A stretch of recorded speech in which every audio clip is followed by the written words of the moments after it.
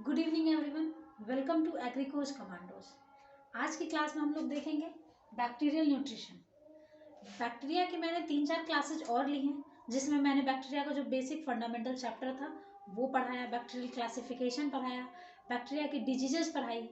आज हम लोग बैक्टीरिया का न्यूट्रिशन देखेंगे। वैसे तो अगर हम लोग पूरे लिविंग वर्ल्ड की बात करें तो वहाँ पे बहुत सारे टाइप मोड ऑफ न्यूट्रिशन देखा जाता है, लेकिन बैक्टीरिया में जब क्लासिफिकेशन स्टार्ट हुआ कि अगर हम लोग इसमें क्लासिफिकेशन देखेंगे न्यूट्रिशन के हिसाब से तो 2 टाइप का हो सकता था, ऑटोट्रॉफिक एंड हेटेरोट्रॉफिक, या फिर किसी भी ऑर्गेनिज्म में इसी 2 टाइप के न्यूट्रिशन हम लोगों को मिल सकते हैं। ऑटोट्रॉफिक यानी कि जो फोटोसिंथेसिस करता है और सोर्स ऑफ एनर्जी उसका इनऑर्गेनिक केमिकल होता है ना, तो वो हो गया ऑटोट्रॉफिक। हेटेरोट्रॉफिक होगा जिसमें सोर्स ऑफ इलेक्ट्रॉन या सोर्स ऑफ एनर्जी उसका कोई भी ऑर्गेनिक केमिकल हो। लेकिन जब हम लोग ऑटोट्रॉफिक को देखते हैं तो भी कुछ ऐसे ऑर्गेनिज्म होते हैं जो ऑटोट्रॉफिक होने के बावजूद कुछ ऐसे न्यूट्रिएंट्स है जो किसी ऑर्गेनिक केमिकल से लेना होता है। तो वैसे में कोई प्रिसाइज क्लियर कट लाइन हम लोग नहीं ड्रॉ कर सकते कि कौन सा ऑर्गेनिज्म ऑटोट्रॉफिक होगा और कौन सा हेटेरोट्रॉफिक होगा। ठीक है, तो इसी चीज को ओवरकम करने के लिए इससे भी और थोड़ा ज्यादा कॉम्प्लेक्स क्लासिफिकेशन किया गया। तो पहले हम लोग देखते हैं। अब देखो, बैक्टीरिया में ये तो बहुत सारे न्यूट्रिएंट्स की जरूरत होती है ना। अगर हम लोग बात करें तो ऑक्सीजन या फिर हाइड्रोजन। ऑक्सीजन कौन लेगा? जो रेस्पायरेशन करते हैं, एरोबिक रेस्पायरेशन करते हैं, वैसे बैक्टीरिया को ऑक्सीजन की जरूरत होगी। जो एनऑक्सीजेनिक बैक्टीरिया हैं उनको हाइड्रोजन की जरूरत होगी, या फिर फॉस्फोरस की, सल्फर की, या बहुत सारे जो मिनरल्स हैं। कार्बन डाइऑक्साइड जो एनर्जी सोर्स होता है, मोस्ट ऑफ बैक्टीरिया में जो कार्बन सोर्स होता है वो कार्बन डाइऑक्साइड होता है। वाटर से वो लोग हाइड्रोजन और ऑक्सीजन लेते हैं। जो वाटर नहीं लेता है, यानी कि ऐसे बैक्टीरिया जो ऑक्सीजन इवॉल्व नहीं करते हैं, वो वाटर को यूज नहीं करते हैं हाइड्रोजन एक्सेप्टर के फॉर्म में, तो हाइड्रोजन को लेने के लिए, इसलिए वो लोग वहाँ पे H2S यूज करेंगे या फिर H2 यूज करेंगे। तो इस तरह से डिफरेंट टाइप के फॉर्म्स हो सकते हैं। तो देखो, सबसे पहले तो न्यूट्रिशन बैक्टीरिया का बांटा गया ऑटोट्रॉफिक और हेटेरोट्रॉफिक में।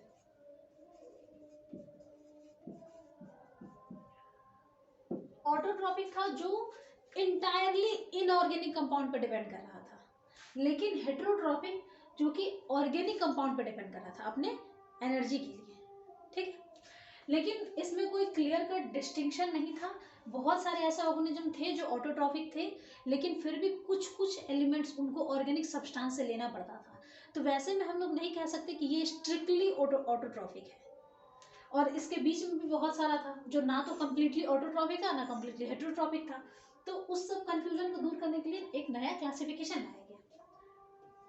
फूड का डिवाइड किया गया दूसरे न्यूट्रिशन के हिसाब से। अब देखो, इसके हिसाब से कहा गया कि बैक्टीरिया या तो फोटोट्रॉफ हो सकते हैं या कीमोट्रॉफ हो सकते हैं। फोटोट्रॉफ मीन्स जो एनर्जी सोर्स के रूप में बैक्टीरिया या तो फोटोट्रॉफ होंगे या फिर कीमोट्रॉफ होंगे। ये किस बेसिस पर क्लासिफिकेशन हुआ कि उनका एनर्जी सोर्स, ये क्लासिफिकेशन हुआ कि उनका जो एनर्जी सोर्स है वो क्या है। अगर लाइट है, वो लाइट से एनर्जी लेता है। कोई भी केमिकल रिएक्शन करने के लिए हम लोग जानते हैं कि न्यूट्रिशन में भी तो केमिकल रिएक्शंस होता है ना, तो उस रिएक्शन को करने के लिए अगर वो एनर्जी लाइट से लेता है, जो कि most of the photosynthetic organism करते हैं, तो उसको हम लोग बोलेंगे फोटोट्रॉफ। लेकिन वही काम अगर वो किसी केमिकल या फिर किसी केमिकल के ऑक्सीडेशन से, वो केमिकल कोई भी हो सकता है, ऑर्गेनिक इनऑर्गेनिक कोई भी हो सकता है, तो अगर किसी केमिकल के ऑक्सीडेशन से वो एनर्जी लेता है, हम लोग जानते हैं कि जो भी रिएक्शन होता है ऑक्सीडेशन रिडक्शन होता है, तो ऑक्सीडेशन करके वहां से एनर्जी रिलीज होता है ऑक्सीडेशन होने से, तो वो एनर्जी अगर वो यूज कर रहा है तो उसको कीमोट्रॉफ बोलेंगे। ठीक है, तो जो फोटोट्रॉफ है उनको हम लोग फोटोसिंथेटिक भी कहते हैं, photosynthetic organisms, photosynthetic organisms, and the chemotroph which use chemicals by and उसके ऑक्सीडेशन करके वो फिर एनर्जी सोर्स के रूप में यूज करता है, तो उसको हम लोग कीमोसिंथेटिक कहेंगे, कीमो सिंथेटिक ऑर्गेनिजम्स, राइट। अब देखो ये फोटोट्रॉफ और कीमोट्रॉफ, इसमें भी क्लासिफिकेशन है, इसका भी डिवाइड है कि ठीक है एनर्जी सोर्स के रूप में वो या तो लाइट को लिया या फिर केमिकल को, लेकिन इलेक्ट्रॉन कहाँ से लेगा, इलेक्ट्रॉन का भी तो है, इलेक्ट्रॉन वो या तो किसी इनऑर्गेनिक सोर्स से ले सकता है या किसी ऑर्गेनिक सोर्स से, दोनों कंडीशन है। तो अब देखो हम लोग देखते हैं फोटोट्रॉफ का सोर्स ऑफ इलेक्ट्रॉन के हिसाब से, according to source of electron, तो हमारा पहला होगा फोटोलिथोट्रॉफ। मैं एक्सप्लेन करती हूँ ये क्या है, फोटोलिथोट्रॉफ्स, या फिर इसको हम लोग फोटो ऑटोट्रॉफ भी कहते हैं, फोटोलिथोट्रॉफ को ही फोटो ऑटोट्रॉफ भी कहा जाता है। ये जो इलेक्ट्रॉन है वो हमेशा ही इनऑर्गेनिक सोर्स से लेगा, फ्रॉम इनऑर्गेनिक सोर्स। दूसरा है हमारा फोटो हेटेरोट्रॉफ, फोटोट्रॉफ का ही दोनों क्लासिफिकेशन है ना, तो फोटोलिथोट्रॉफ हो गया जो इनऑर्गेनिक सब्सटेंस से ले रहा है। हम लोग जानते हैं अर्थ में, अर्थ क्रस्ट में लिथोस्फीयर है ना, तो जहाँ पे मिनरल्स प्रेजेंट है, लिथोस्फीयर में कभी भी हम लोग ऑर्गेनिक सब्सटेंस या फिर माइक्रोब्स को कंसिडर नहीं करते हैं, वहाँ पे हम लोग जनरली जो एलिमेंट्स है इनऑर्गेनिक फॉर्म में उनको कंसिडर करते हैं। तो जो फोटोलिथोट्रॉफ है वो हमेशा ही सोर्स ऑफ इलेक्ट्रॉन के लिए, उसका सोर्स ऑफ इलेक्ट्रॉन हमेशा इनऑर्गेनिक सब्सटेंस होगा, जबकि जो फोटो हेटेरोट्रॉफ है, हेटेरोट्रॉफ या फिर इसको फोटो ऑर्गेनोट्रॉफ भी कहते हैं, फोटो ऑर्गेनोट्रॉफ, ये सोर्स ऑफ इलेक्ट्रॉन के फॉर्म के लिए इसका सोर्स ऑफ इलेक्ट्रॉन जो है वो हमेशा ही कोई ऑर्गेनिक सब्सटेंस होगा, ऑर्गेनिक सब्सटेंस होगा, ठीक है, फोटो हेटेरोट्रॉफ को। और इसको हम लोग फोटो ऑर्गेनोट्रॉफ भी कहते हैं, क्योंकि ये ऑर्गेनिक सब्सटेंस से अपना न्यूट्रिशन लेता है। हम लोग ये पढ़ेंगे, इसको हम लोग डिटेल में देखते हैं कि इसमें कौन कौन से बैक्टीरिया है और ये कैसे कैसे अपना रिएक्शंस करते हैं, ठीक है। अब है हमारा कीमोट्रॉफ, कीमोट्रॉफ भी दो टाइप का होगा, यहाँ तो हमने देखा सोर्स ऑफ एनर्जी, यहाँ हम लोग देख रहे हैं according to source of electron, यानी वो रिएक्शन करने के लिए वो इलेक्ट्रॉन कहाँ से लाता है, ठीक है। तो इसमें भी अगर वो इनऑर्गेनिक सब्सटेंस से ले रहा है, इनऑर्गेनिक सब्सटेंस से अगर वो इलेक्ट्रॉन ले रहा है, वो केमिकल से तो ले रहा है, केमिकल से एनर्जी ले रहा है, लेकिन अपना इलेक्ट्रॉन भी अगर किसी इनऑर्गेनिक सब्सटेंस से ले रहा है, तो वैसे कंडीशन में हम लोग कहेंगे कीमोलिथोट्रॉफ,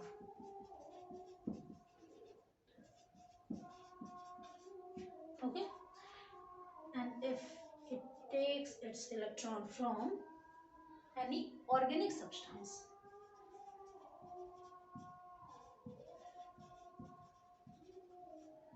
किसी ऑर्गेनिक सब्सटेंस से लेगा, तो वैसे कंडीशन में हम लोग इसको कहेंगे कीमो हेटेरोट्रॉफ,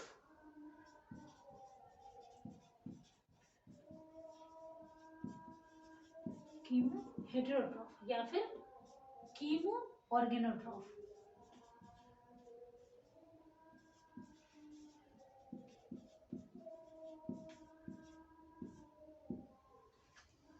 ये क्लियर हो गया कि बैक्टीरिया है, उसको हम लोग एनर्जी सोर्स के अकॉर्डिंग दो पार्ट में डिवाइड करेंगे, फोटोट्रॉफ एंड कीमोट्रॉफ। जो लाइट से एनर्जी लेता है वो फोटोट्रॉफ हो गया या फोटोसिंथेटिक बैक्टीरिया हो गया, और जो केमिकल के ऑक्सीडेशन से एनर्जी लेता है वो कीमोट्रॉफ हो गया। अब देखो जो फोटोसिंथेटिक है यानी फोटोट्रॉफ है, वो इलेक्ट्रॉन कहाँ से लेगा, अगर वो अपना इलेक्ट्रॉन किसी इनऑर्गेनिक सब्सटेंस से ले रहा है तो वो फोटोलिथोट्रॉफ या फोटो ऑटोट्रॉफ है। अगर वो किसी ऑर्गेनिक सब्सटेंस से ले रहा है तो फोटो हेटेरोट्रॉफ या फिर फोटो ऑर्गेनोट्रॉफ कहेंगे। वहीं अगर वो केमिकल सब्सटेंस के का ऑक्सीडेशन करके एनर्जी लेता है तो उसको कीमोट्रॉफ कहते हैं। एनर्जी तो वो केमिकल सब्सटेंस से ले लिया, लेकिन तो वो कीमोसिंथेटिक हो गया, लेकिन वो इलेक्ट्रॉन कहाँ से ले रहा है? अगर वो अपना इलेक्ट्रॉन किसी इनऑर्गेनिक सब्सटेंस से ले रहा है तो कीमो लिथोट्रॉफ, और अगर किसी ऑर्गेनिक सब्सटेंस से ले रहा है तो कीमो हेटेरोट्रॉफ हो गया या फिर कीमो ऑर्गेनोट्रॉफ हो गया। अब हम लोग इसको वन बाय वन करके इसको डिटेल में देखते हैं कैसे ये रिएक्शंस करता है और फिर किस तरह से ये अपना बाकी का जो प्रोसीजर है या कैसे ग्रोथ करता है ये बैक्टीरिया। अब देखिए, सबसे पहले हमारा फोटो लिथोट्रॉफ। ये हम लोग जानते हैं फोटो है यानी कि फोटोसिंथेटिक बैक्टीरिया है, लाइट के प्रेजेंस में ये अपना फोटोसिंथेसिस करता है। अब देखो, फोटो है और लिथो है यानी कि इसका जो इलेक्ट्रॉन डोनर होगा, जो इलेक्ट्रॉन का सोर्स है, वो कोई इनऑर्गेनिक केमिकल है, तभी तो लिथो है। फोटो लिथोट्रॉफ, इसको हम लोग फोटो ऑटोट्रॉफ भी कहते हैं। ये फोटोसिंथेटिक बैक्टीरिया होता है, इनऑर्गेनिक सोर्स, इसका इलेक्ट्रॉन डोनर होता है और इसको लेकर के वो इलेक्ट्रॉन डोनर जो इनऑर्गेनिक सोर्स को है वहां से फिर लाइट से एनर्जी लेकर के वो कार्बन डाइऑक्साइड को रिड्यूस करता है और फिर अपना कार्बोहाइड्रेट बनाता है। ठीक है, अब देखो, ये दो टाइप का हो सकता है, एक एनऑक्सीजेनिक और दूसरा ऑक्सीजेनिक। एनऑक्सीजेनिक मीन्स कि ये जो फोटोसिंथेसिस करेगा वो लाइट के एब्सेंस में करेगा, सॉरी ऑक्सीजन के एब्सेंस में करेगा। अब देखो, ऑक्सीजन इसको नहीं चाहिए फोटोसिंथेसिस करने के लिए, तो ये क्या करेगा? हम लोग जानते हैं फोटोसिंथेसिस, जो हम लोग नॉर्मल प्लांट्स का फोटोसिंथेसिस देखते हैं, वहां पे H2O का जो ऑक्सीजन होता है यही तो जाता है जो ऑक्सीजन लास्ट में रिलीज होता है, इवॉल्व होता है। CO2 में जो H2O है इसका आकर के हाइड्रोजन ऐड होता है और फिर कार्बोहाइड्रेट बनता है, और ये जो ऑक्सीजन होता है वो रिलीज हो जाता है इन्वायरमेंट में O2 के फॉर्म में। ये जो ऑक्सीजन है वही ऑक्सीजन हम लोग जानते हैं कि फोटोसिंथेसिस में इवॉल्व होता है। लेकिन ये जो एनऑक्सीजेनिक बैक्टीरिया है ये कभी भी वाटर को यूज नहीं करेगा हाइड्रोजन सोर्स के रूप में, ये हमेशा ही हाइड्रोजन या फिर H2S या अमोनिया को यूज करेगा, या फिर और भी ऐसे इनऑर्गेनिक एलिमेंट्स होते हैं जिनको वो हाइड्रोजन सोर्स के रूप में यूज करेगा।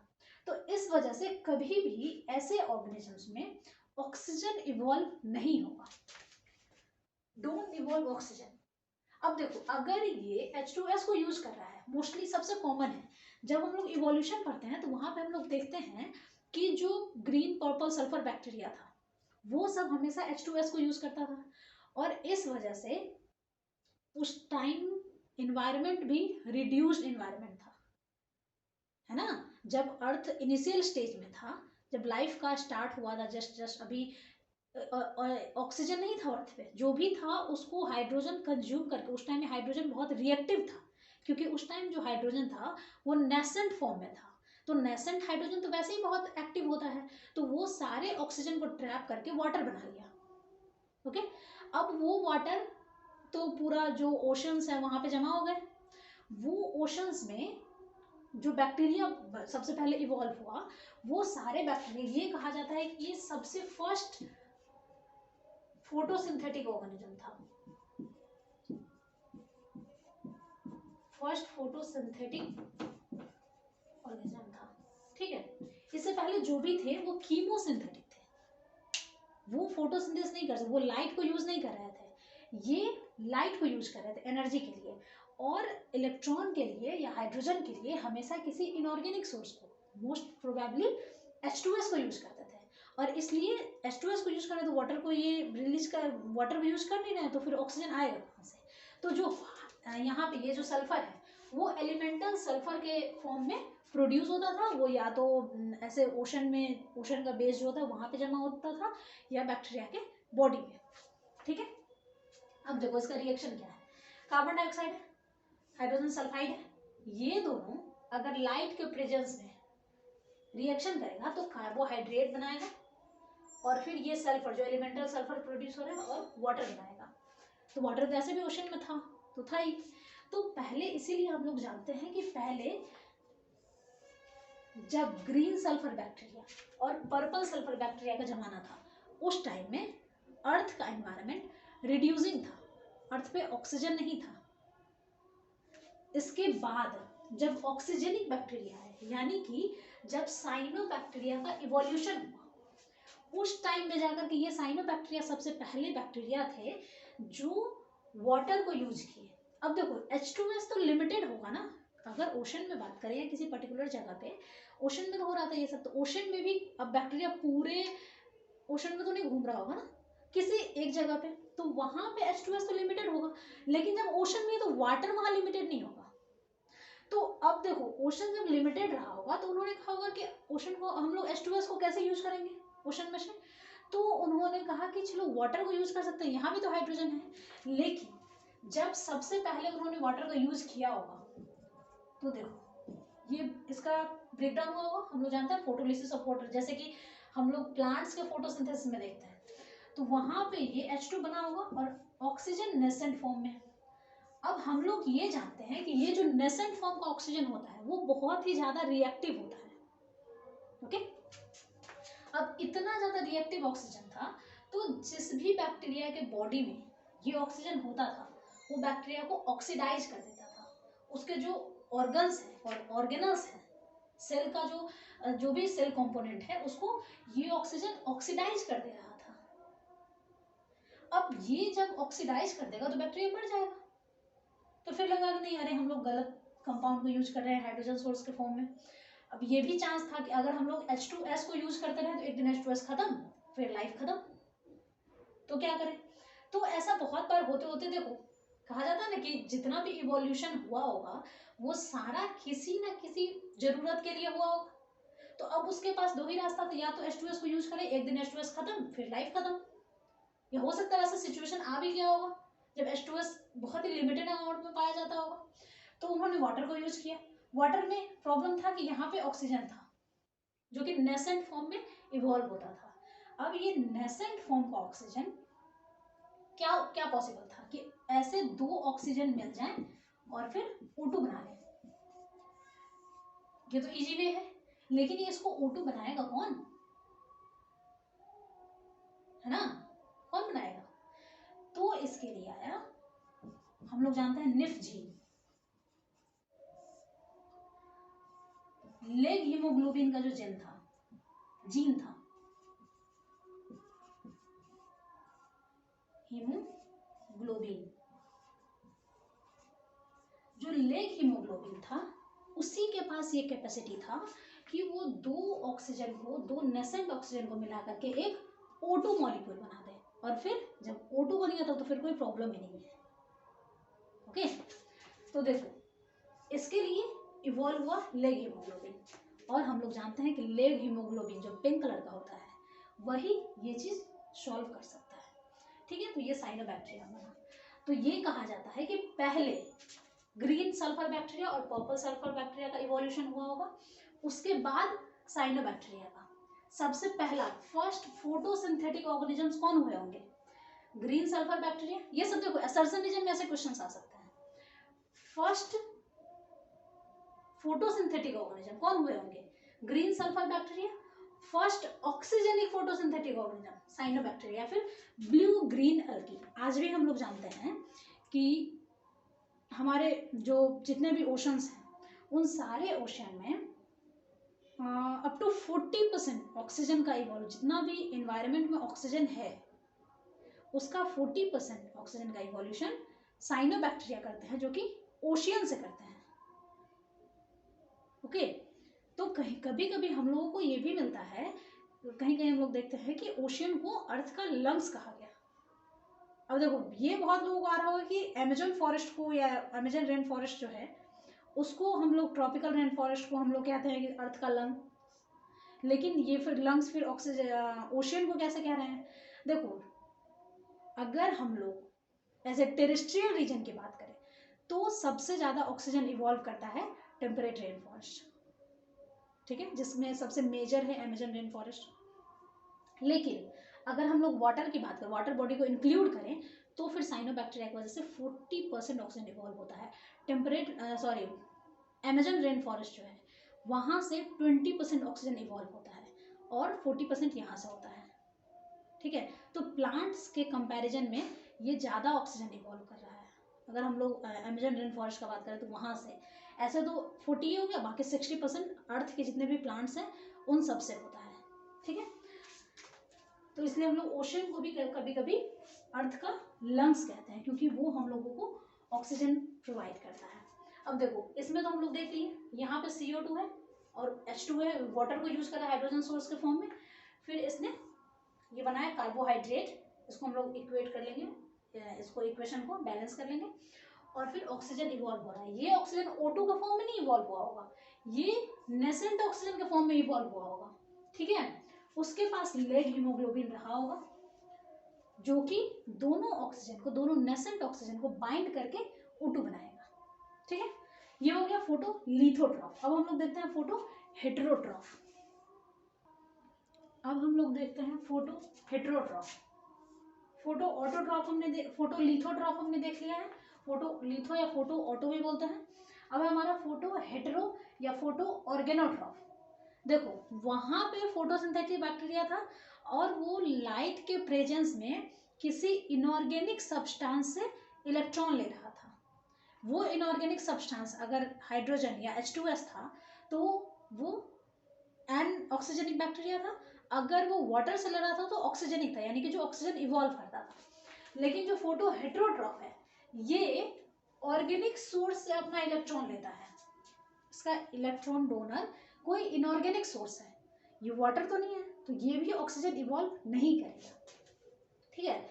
ये ऑर्गेनिक सोर्स से इलेक्ट्रॉन लेगा और फिर कार्बन डाइऑक्साइड को रिड्यूस करेगा, एनर्जी रिलीज करेगा, ठीक है। और ये भी ऑक्सीजन इवॉल्व नहीं करेगा। इसके एग्जांपल है नॉन सल्फर बैक्टीरिया। एनऑक्सीजनिक का एग्जांपल था ग्रीन सल्फर बैक्टीरिया और पर्पल सल्फर बैक्टीरिया। जो ऑक्सीजनिक है उसमें साइनोबैक्टीरिया है, ब्लू ग्रीन अलगी थे, और यहाँ पे नॉन सल्फर बैक्टीरिया है। नेक्स्ट है हमारा कीमोलिथोट्रॉफ, यानी कीमोट्रॉफ जो केमिकल सिंथेसिस करता है, केमिकल से एनर्जी लेता है, वो किसी इनऑर्गेनिक सोर्स से अपना इलेक्ट्रॉन ले रहा है, लिथोट्रॉफ। इसको हम लोग कीमो ऑटोट्रॉफ भी कहते हैं क्योंकि ये इनऑर्गेनिक सोर्स को यूज कर रहा है। अगर ऑर्गेनिक सोर्स को यूज करता है तो ये ऑर्गेनो या फिर हेटेरोट्रॉफ होता। अब देखो ये अपना एनर्जी कहाँ से लेगा, ऑक्सीडेशन करेगा किसी इनऑर्गेनिक सब्सटेंस का,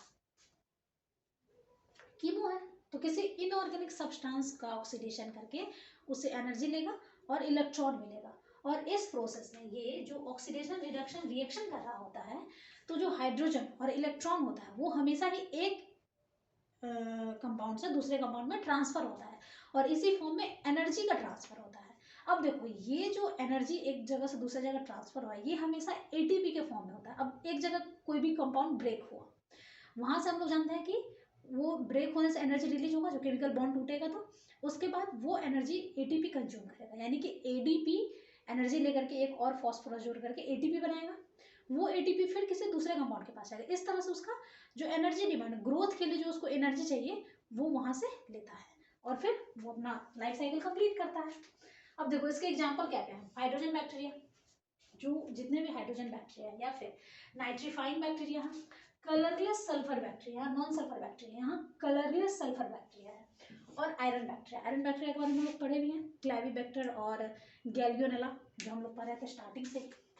अब देखो हम लोग देखते हैं सबसे पहले हाइड्रोजन बैक्टीरिया। हाइड्रोजन बैक्टीरिया क्या करता है, ये हाइड्रोजन को एनर्जी के लिए यूज करता है, ओके। अब देखो जो इस हाइड्रोजन है उसको वो ऑक्सीडाइज करेगा ऑक्सीजन के प्रेजेंस में। ऑक्सीजन है जो कि इसको, अब ऑटोट्रॉफ है ना, कीमो ऑटोट्रॉफ है, ऑटो है यानी कि वो ऑक्सीजन को यूज कर रहा है, ओके।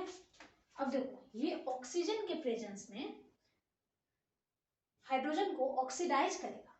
अब कैसे ऑक्सीडाइज करेगा, हम लोग जानते हैं कि हाइड्रोजन का जब ऑक्सीडेशन होता है, हाइड्रोजन का जब ऑक्सीडेशन होता है तो ये कौन करता है, उसका एंजाइम होगा हाइड्रोजिनेज, हाइड्रोजिनेज एंजाइम यहाँ भी है, हाइड्रोजिनेज एंजाइम, जो कि एक H2 मॉलिक्यूल को दो नेसेंट हाइड्रोजन के फॉर्म में ब्रेक कर देगा।